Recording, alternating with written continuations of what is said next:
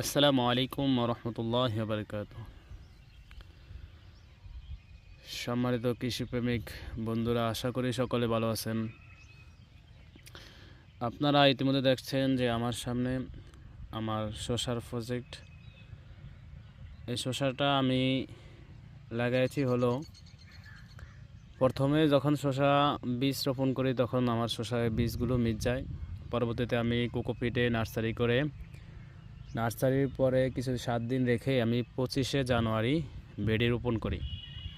25শে জানুয়ারি যখন বেডে রোপণ করা হয়, আজ হলো 26শে ফেব্রুয়ারি, অর্থাৎ 31 থেকে 32 দিন আমার গাছের বয়স। আপনারা দেখেন যে আমি জাল এবং যাকে গাছ উঠে দিয়েছি।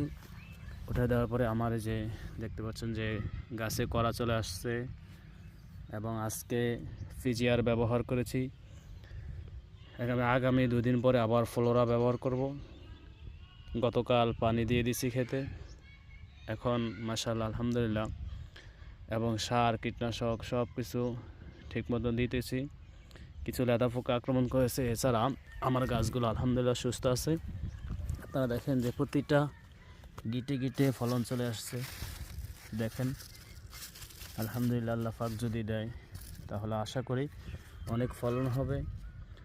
আমি নিয়েছিলাম প্রায় 20 শতকে কিছু বাদ দিয়ে পরবর্তীতে 10 শতক জমিতে আমি শসা চাষ করি এবং 5 শতক জমিতে আমি জাঁকা দেওয়া পরিপূর্ণ শেষ।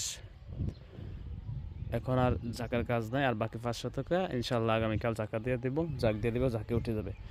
শসা গাছ যখন জাঁকে ওঠানো হয় দেখেন আস্তে আস্তে আগা দড়া দিতে হয় এবং দেখতে হয় কোনো পাতায় পোকামাকড় আক্রমণ করেছে কিনা, এগুলো দেখতে হয়। শসার জমিতে, লতা জাতীয় সবজি জমিতে কাঙ্ক্ষিত ফলন পেতে হলে আমরা জানি যে আমাদের ড্রেনগুলো কাদা কাদা ভাব রাখতে হয়। আমি ড্রেনগুলো কাদা কাদা ভাব রেখেছি। গতকালকে পানি দিয়েছি এবং পানির সাথে কালো সার, সাদা সার এবং লাল সার আমি পরিমাণ মতো দিয়ে দিয়েছি এবং আগামী 10 দিন পরে আমি আবার ডিএপি এবং এমএপি সার দিয়ে দেবো ইনশাল্লাহ। আপনাদের কাছে দোয়া কামনা, দোয়া চাই, সকলে দোয়া করবেন। ফি আমানিল্লাহ।